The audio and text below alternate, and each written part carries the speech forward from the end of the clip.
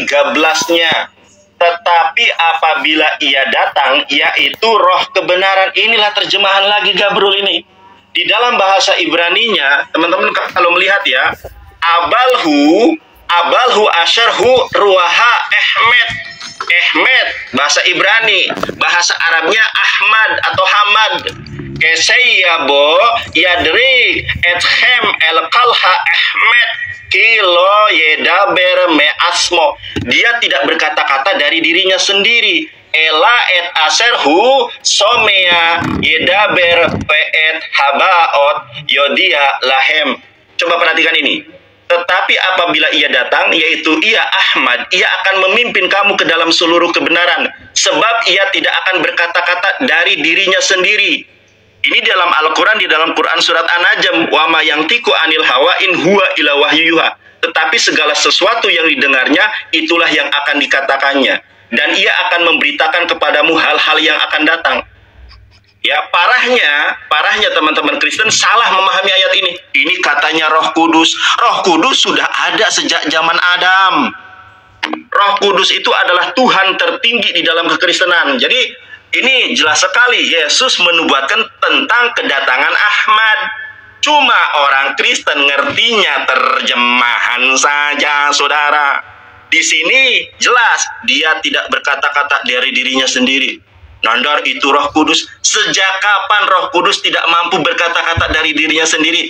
Bahkan Yesus Kristus pun mengatakan, kalau manusia menghujat saya, kata Yesus, dosanya bisa diampuni. Tetapi barang siapa yang menghujat Roh Kudus, dosanya tidak akan diampuni selama-lamanya karena dia telah berbuat dosa kekal. Roh Kudus adalah Tuhan ketiga yang memiliki predikat dan kedudukan paling tinggi dari Yesus dan bahkan dari Bapa. Sedangkan di sini dia tidak.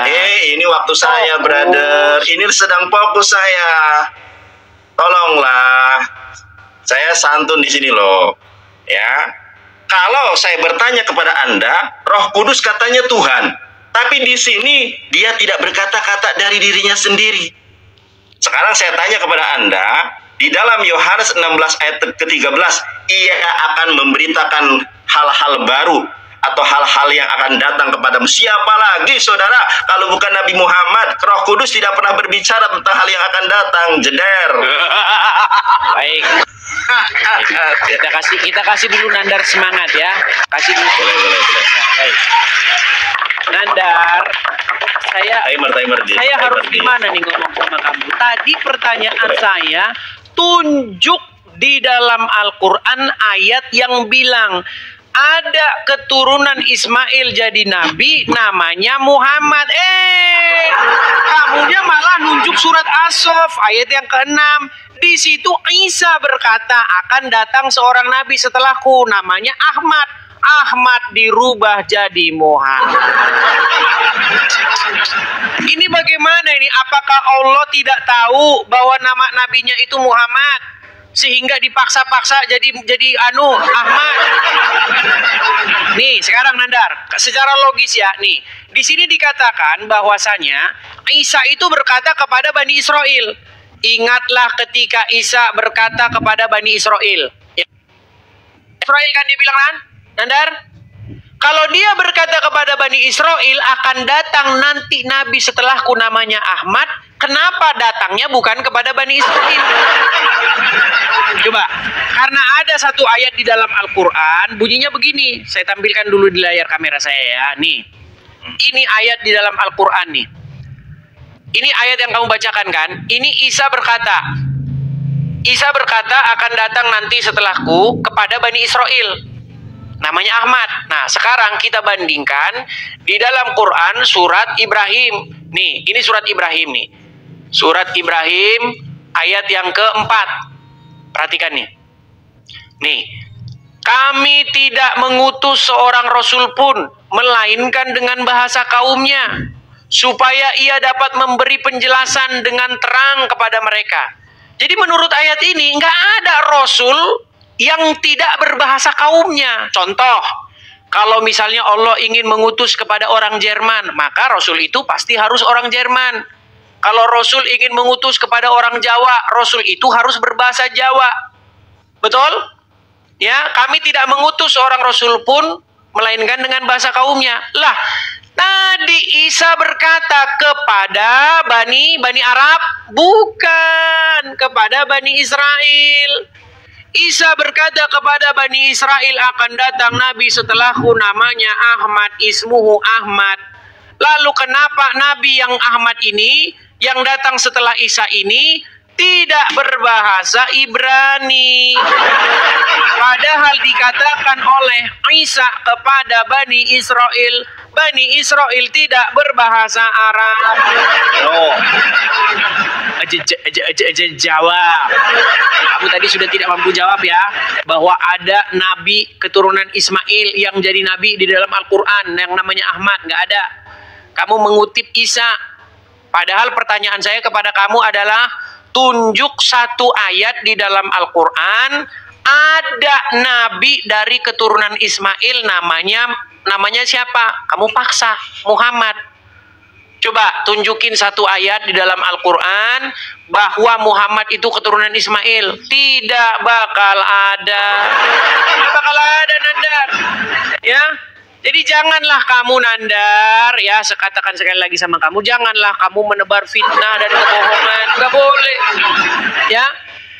Dikatakan di dalam Al-Quran bahwa yang menjadi nabi itu, contoh, Ibrahim punya anak namanya Ishak, Ishak punya anak namanya Yakub, Yakub jadi nabi.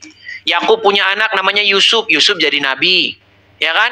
Nanti keturunan Bani Israel ada Musa jadi nabi. Nah, tunjukin satu nabi yang dari keturunan Ismail, namanya siapa? Pakai ayat dong, malah nunjukin Isa gimana? Coba, ayo fokus ke situ, jangan kemana-mana. Ini sederhana-sederhana aja lah ya. Lagian tadi sudah saya bilang, kalau Isa berpesan kepada Bani Israel itu kan berbahasa Ibrani. Ya Bani Israel, akan datang nabi setelahku ismuhu Ahmad, namanya Ahmad. Nah, kalau kita merujuk kepada surat Ibrahim tadi, harusnya si Ahmad ini yang dinubuatkan oleh Isa ini, harusnya dia berbahasa Bani Israel. Dan dia harus berbahasa Ibrani. Dan dia harus datang ke tengah-tengah Bani Israel. Ini malah datang kepada Bani Quraisy. Sungguh Anda ini baca Quran sambil salto. Ayo, sekarang fokus, Nandar ya. Jangan kau lari-lari kemana. Lari kau ke Roh Kudus, lari kau ke sini. Sekali lagi kau lari, kita nggak ada lagi gunanya diskusi. Kita fokus. Ya? Takut dia. Bukan takut, kamu lari kemana-mana. Kita akan bahas itu kok. Baik. Silakan, waktu dan tempat saya berikan. Mohon kamu diwakil. Ayo, silakan. Tolong ya, teman-teman dukung ya. Si Edis pasti kaburin. Lihat aja. Silakan. Lihat ya. Pakai timer. Justru saya menjelaskan apa yang Yesus jelaskan. Kalau di dalam Al-Quran jelas, Quran surat 61 ayat ke-6 berbicara ada seorang nabi setelahku yang bernama Ahmad. Ahmad itu adalah nama lain dari Nabi Muhammad di dalam sebuah hadis yang sahih. Edis, kita lihat nih. Ya. Nih, Edis. Ntar saya gedein layarnya. Ya, biar kamu lihat nih. Nih.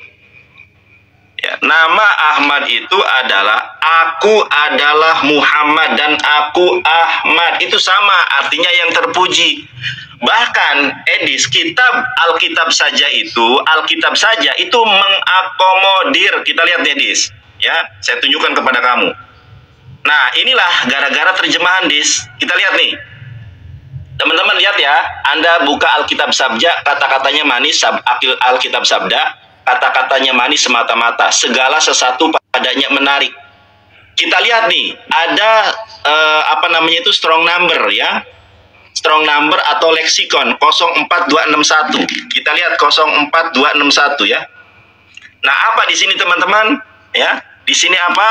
Mahmad. Kita lihat. Ada referensi Alkitab. Ini lihat Edis. Edis, kita lihat Edis. Teman-teman, perhatikan ini. Bahkan kita lihat nih, ini referensinya Edis. Ini referensi dari bapak-bapak gereja. Hamad ini bahasa Ibrani. Yang seirama identik dalam bahasa Arabnya adalah Ahmad. Kita lihat nih. The Aramaic Hamidah means Christ and the name siapa Edis? Muhammad.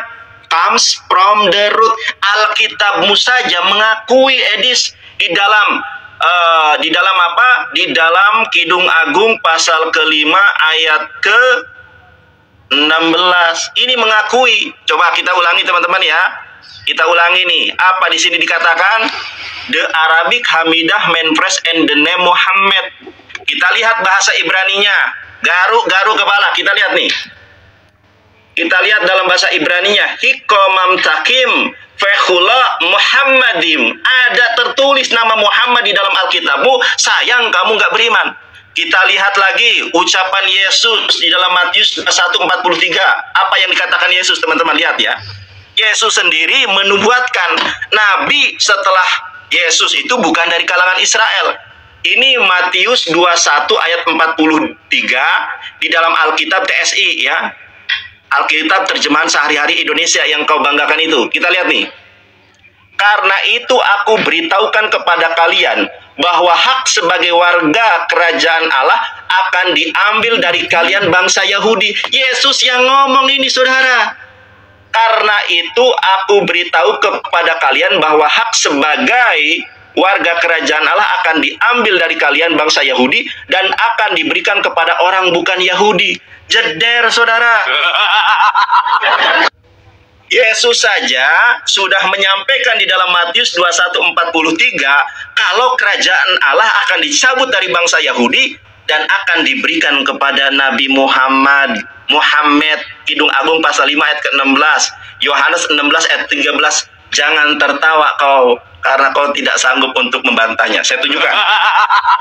Ya, saya tunjukkan di dalam Matius 21. Ini sama juga di dalam bahasa Ibraninya. Matius 21 ayat 43, teman-teman. Ya.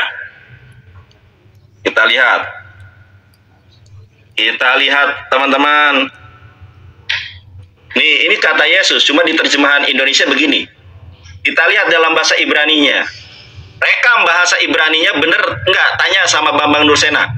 Alhen ani omer lahem, bukankah aku sudah mengatakan kepada kalian, kitilakah mikem malkut ha Elohim, bahwa kerajaan Allah dicabut daripada kalian bangsa Yahudi, fetinaten legoi, dan akan diberikan kepada legoi. Sekarang saya tanya kepada kamu, Edis, legoi apa itu?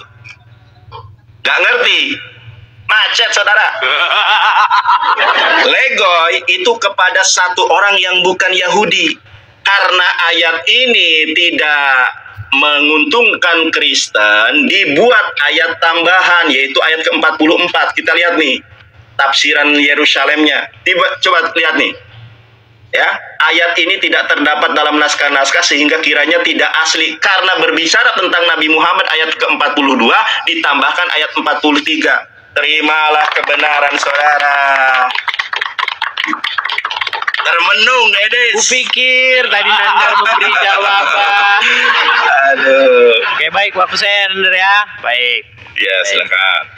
Yang penting santun-santun aja. Kalau santun-santun kita tanggapi. Gini, Nandar, tadi itu yang saya tanyakan dari awal apa? Tunjukkan satu keturunan Ismail yang jadi nabi. Kamu malah lari di dalam Al-Quran. Kamu malah lari ke Bible.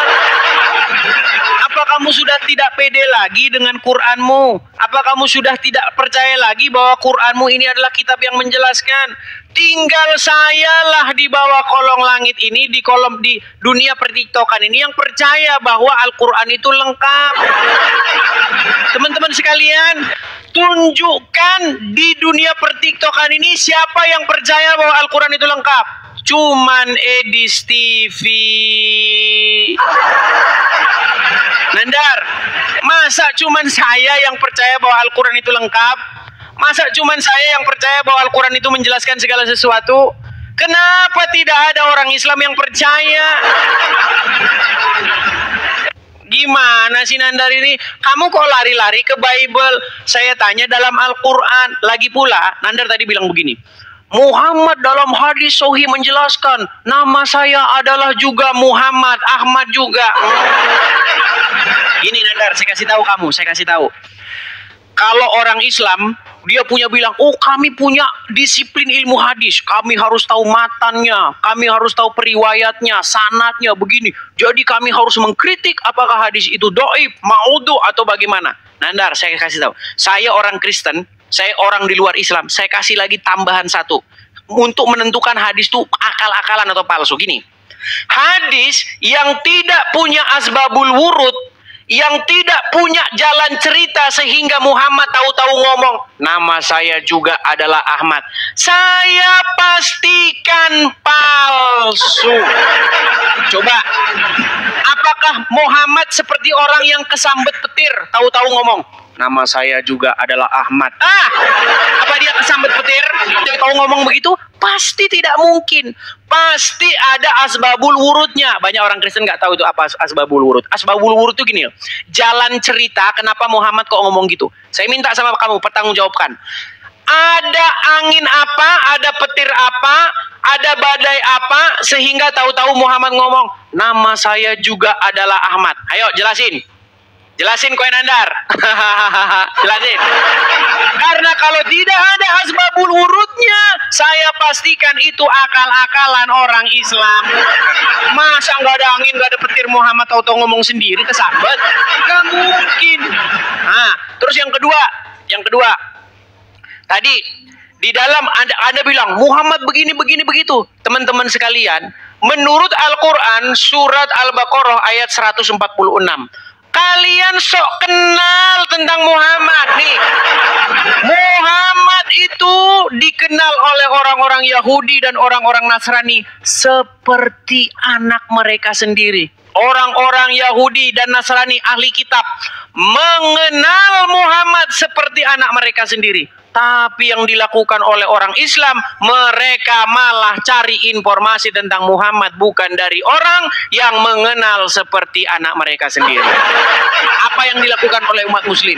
Mereka malah tanya kepada Ibnu Katsir, tanya kepada Bukhari, tanya kepada ini, tanya kepada itu. Yang semuanya adalah orang-orang yang hidup setelah Muhammad. Padahal Al-Quran bilang, yang kenal Muhammad seperti anak mereka sendiri itu adalah ahli kitab orang Yahudi dan Nasrani. Jadi kalian ini adalah umat yang sok tahu tentang Muhammad. Bilang Muhammad namanya begini, namanya Ahmad. Tadinya Ahmad dirubah jadi Muhammad. Kapan ganti KTP-nya? Ini kalian ini fitnah yang nyata. Ya, yang kenal Muhammad seperti anak mereka sendiri itu apakah orang Islam? Tidak. Yang kenal Muhammad seperti anak mereka sendiri adalah ahli kitab orang Yahudi dan Nasrani. Nah, Isa berkata, akan datang setelahku namanya Ahmad kepada Bani Israel. Tapi orang Islam fitnah bahwa yang datang Muhammad dan tidak datang kepada Bani Israel, datang kepada Bani Quraisy. Sungguh kalian berada dalam kesesatan yang nyata.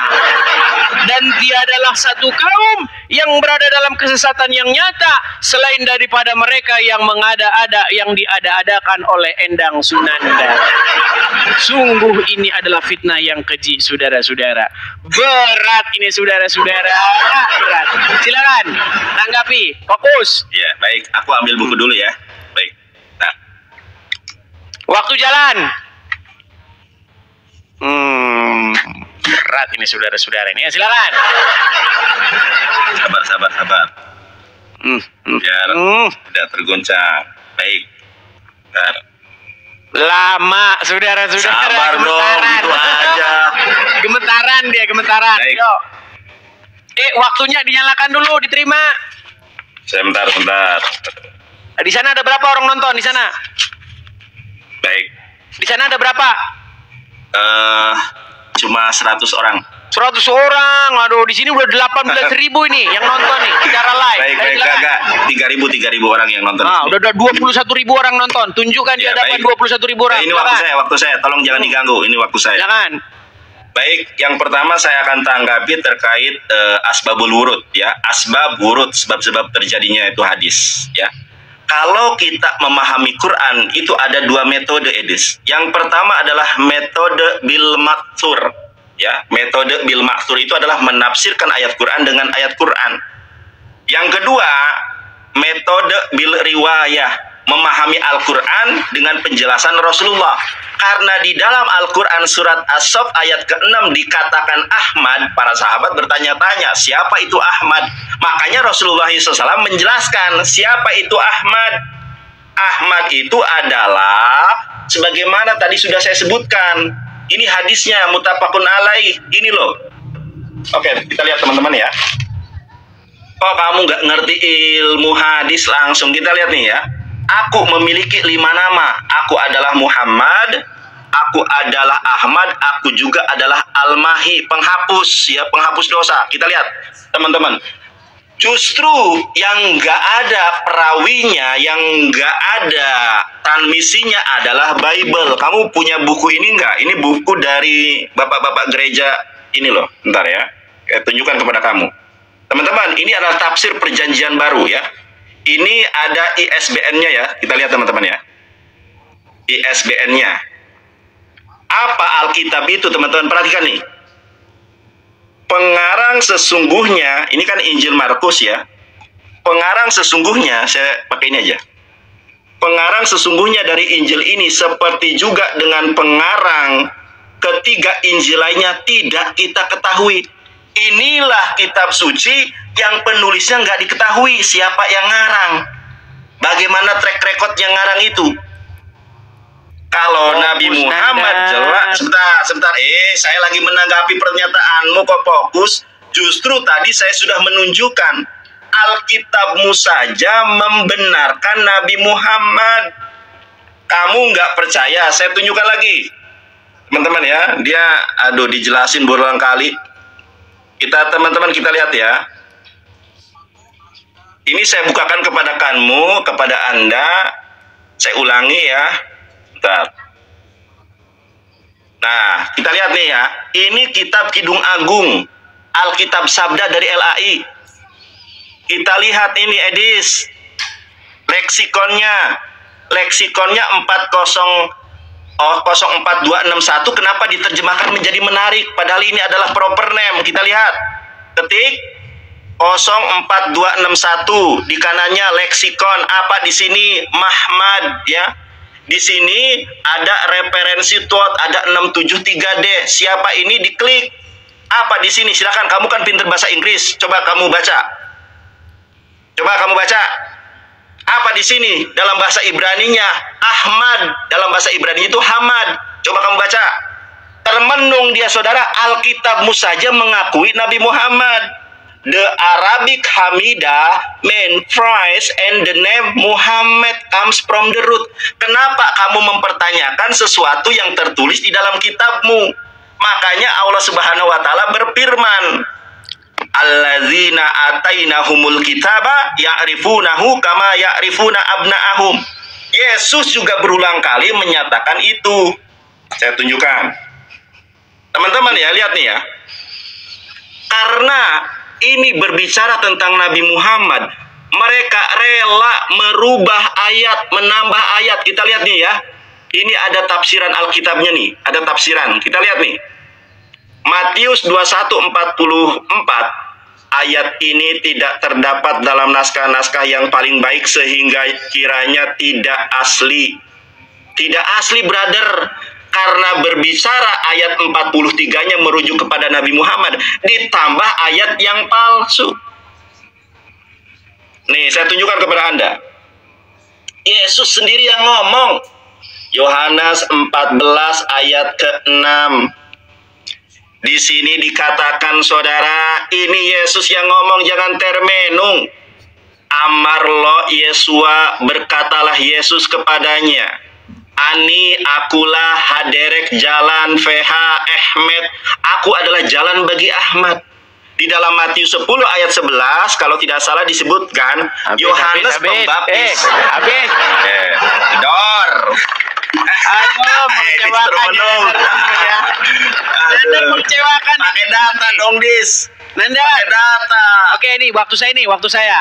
Gini, ya, kamu silakan. mengecewakan lagi, Nandar. Pertama gini, tadi kan saya tanya sama kamu, apa alasannya Muhammad berkata bahwa aku punya 5 nama? Kamu nggak jawab, kamu ngarang sendiri.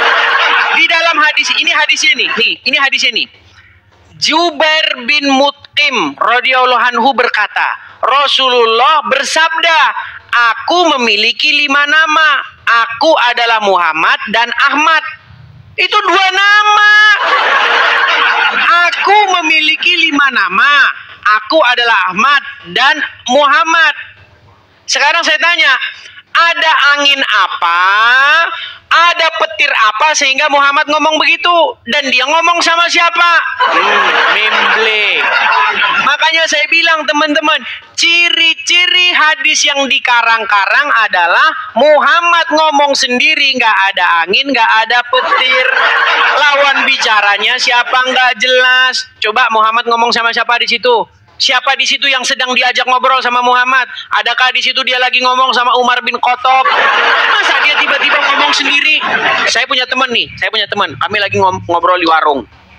Lagi asik-asik kami ngobrol. Tahu-tahu dia ngomong sendiri. Lu kesambet bro, itu teman kami dulu, zaman dulu kami bully terus memang. Nggak ada angin, nggak ada petir, ngomong aja nggak jelas ngomongannya. Masakan kalian mau memframing Muhammad sebagai sosok yang demikian? Jangan begitu, jahat kalian. Nggak boleh begitu. Muhammad sendiri pernah berkata, barang siapa yang mengata-ngatakan sesuatu dan menisbatkannya kepadaku, hendaklah mereka menyiapkan tempat duduknya di neraka jahanam. Lu, sekarang saya tanya sama kamu Nandar, Muhammad ngomong sama siapa itu? Siapa lawan bicaranya? Masa nggak ada angin, nggak ada petir? Aku punya 5 nama. Namaku nggak ada itu Nandar. Sehubungan dengan surat As-Saff ayat 6 nggak ada, itu tambah-tambahanmu saja. Lagian nih, kalau kita baca hadis yang lain lagi, ini yang dibangga-banggain si Juma nih. Allah telah memilih Bani Quraisy dan kemudian Kinanah begini. Itu setelah saya baca dalam literatur Islam, nggak sampai kepada Ismail, nggak sampai. Itu hanya berhenti sanad Muhammad itu hanya diketahui sampai siapa itu pokoknya nggak sampai ke Ibrahim, nggak sampai ke Ismail, nggak diketahui ada itu sumber referensi Islamnya. Lagi pula ada angin apa, ada petir apa, Muhammad tiba-tiba ngomong aku adalah keturunan begini. Kenapa? Untuk apa? Kalau memang Al-Quran secara tegas menyebutkan bahwa Muhammad itu adalah nabi yang dari keturunan Ismail, pasti Muhammad nggak capek-capek ngomong Allah telah memilih Kinanah dari ini, dari memilih begini. Nggak ada. Makanya zaman sekarang teman-teman, para ulama-ulama sudah memalsukan sanad. Bukan cuma sanadnya Habib-Habib saja yang dipalsukan. Iya. Mereka ini ahli banget, mereka ini melakukan tipu-tipu. Setelah sanad Muhammad hanya diketahui sampai kepada entah Bani Hashim atau apa gitu, hanya diketahui sampai situ, mereka bikin lagi sanad palsu. Saya Habib ini, bahwasanya saya turunan Nabi. Kasihan umat muslim yang awam-awam sampai minum air cucian kakinya. Jangan begitu Nandar. Ayo kita cerdaskan ini umat biar mengikuti yang benar. Malah minum ada Habib nih Habib. Wah, sembah Habib, air cucian kakinya diminum. Nggak boleh begitu Nandar. Padahal di dalam Al-Quran dikatakan apa? Di dalam surat Al-Ahzab nomor 40. Makana Muhammadin aba ahadim mir rizalikum. Muhammad itu bukanlah bapak dari seorang laki-laki satupun di antara kalian. Dia bukan bapak satu-satu pun dari antara laki-laki di antara kalian. Zaman sekarang ngaku-ngaku Muhammad itu bapak saya. Saya ini turunannya Muhammad. Jahat kalian ini, jahat kalian tipu orang Islam. Yang lugu-lugu yang nggak tahu apa-apa kalian tipu daya. Jahat sekali kalian. Bekas tisunya turunan Nabi, barokah. Bekas air minumnya cucu Nabi, barokah. Jangan begitu Nanda. Kasihan. Saya justru membela di sini orang-orang Islam yang awam supaya tidak kalian akali dan kalian tipu daya. Haleluya.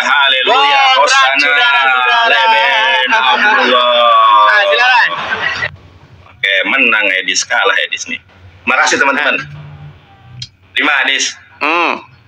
Tadi sudah saya sampaikan, makanya pakai data dis. Kamu bahas Habib lah, bahas apa yang nggak ada korelasinya dengan diskusi kita. Kita lihat teman-teman ya. Ismail. Ini waktu saya. Tadi ada ngomong apapun saya diam loh. Ditahan Roh Kudusnya, ya. Terima kasih.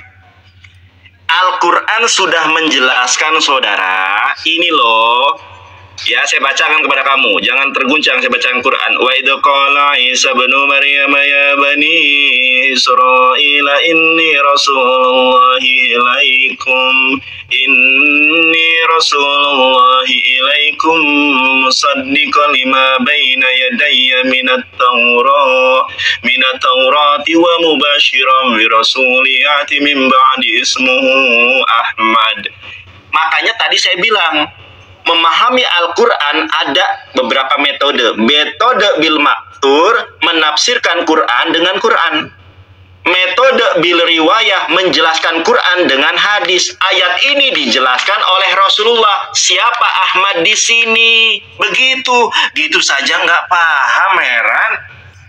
Sekarang teman-teman, bayangkan Anda percaya kepada Alkitab, sedangkan yang menulis Injil Matius, Markus, Lukas, Yohanes saja tidak diketahui. Saya tunjukkan. Aduh, Edis nih Des. Ini tafsir perjanjian baru ya, dari bapak-bapak gereja. Kita lihat. Ini tafsir perjanjian baru. Kita lihat nih Des. Ya.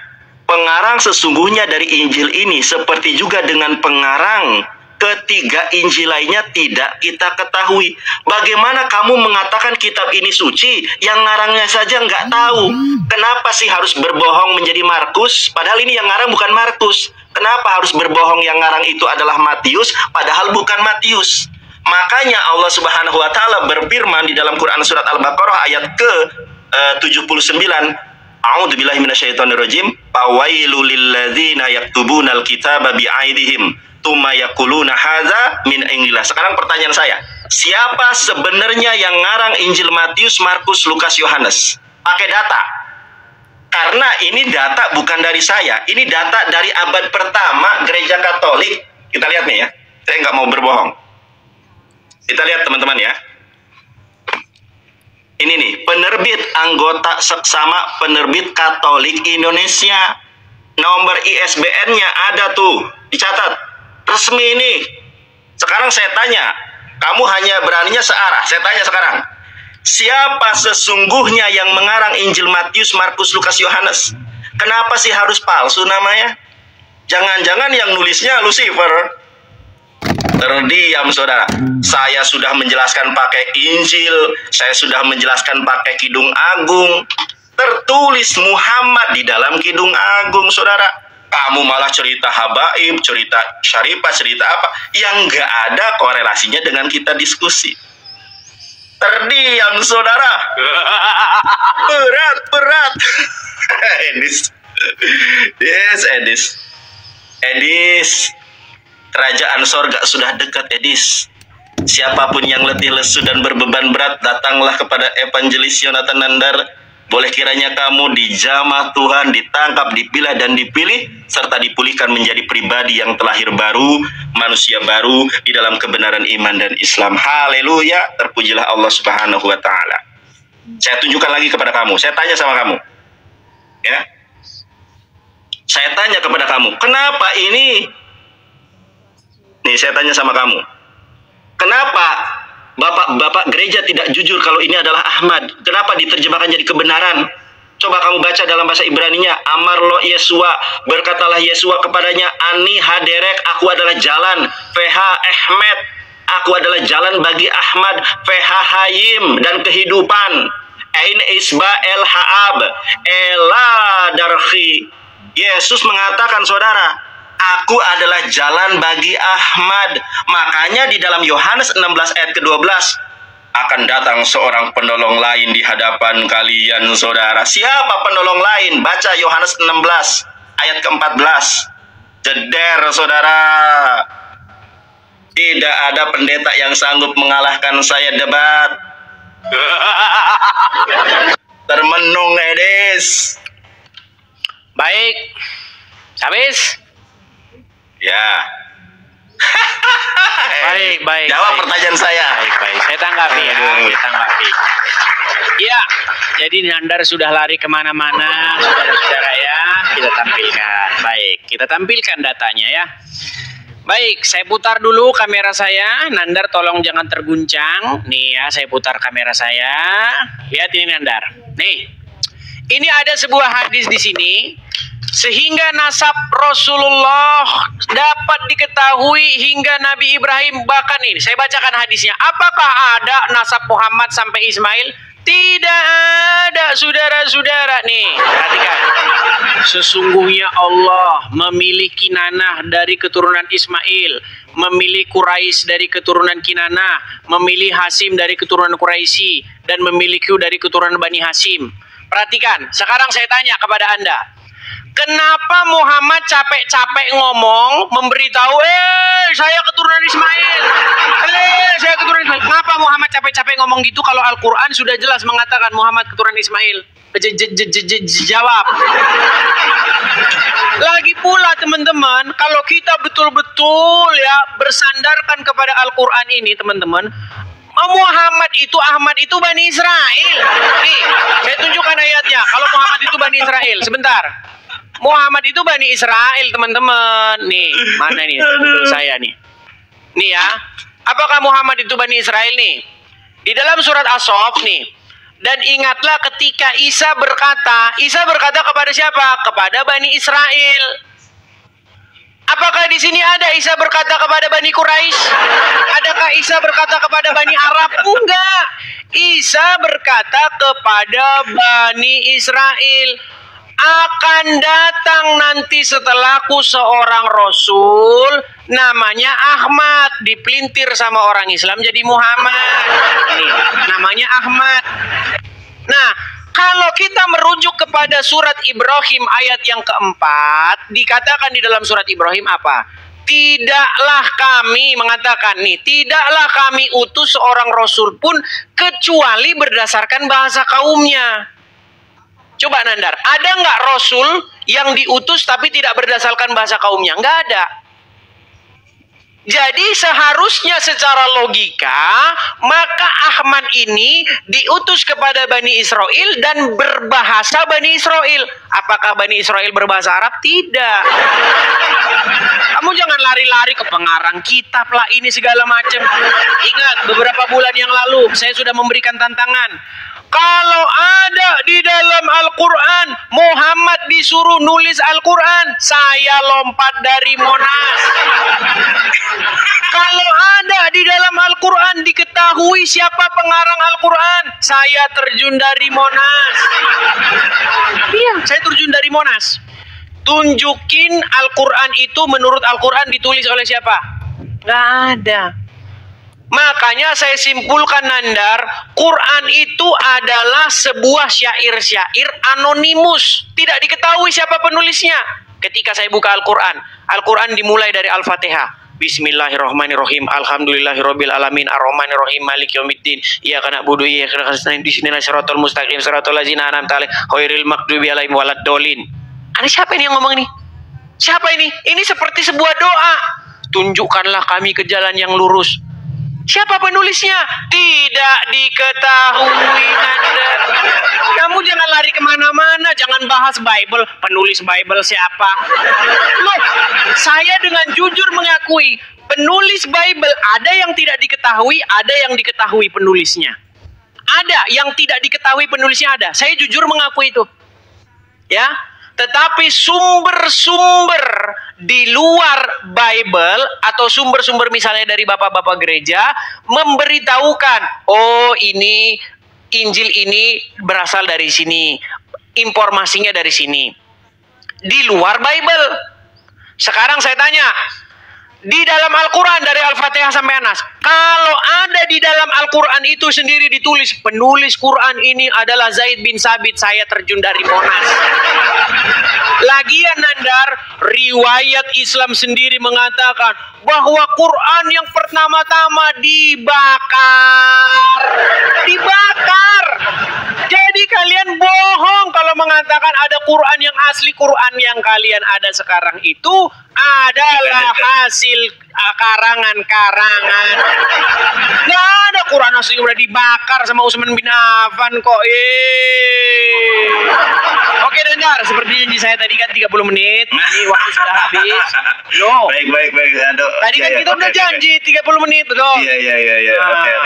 Oke. Jadi kita sudah Ya janji. aku dong, kan tadi aku yang mulai loh. Bukannya kamu. Bukannya kamu, Pak. Penutupnya saya. Gimana ini? Aduh. Berarti kalau ganti orang ini suka korupsi orang nih. Sabar dulu. Nanda, kalau kamu yang buka, saya yang nutup. Masih. Betul. Betul nggak kamu yang buka tadi? Jawab dia. Iya. Kabur. Ya nggak begitu juga. Aku nggak boleh tanggapi teman-teman. Bukan. Berat. Yang membuka siapa? Yang membuka kamu kan? Ya udah gini. Aku mau tanya sama kamu. Maksudnya gini. Kapan kita diskusi jaminan keselamatan dalam Islam dan Kristen? Boleh, nanti kita atur. Jam berapa? Jam berapa? 4 jam loh. Udah suaranya Iya, jam berapa? Jam berapa dan kapan?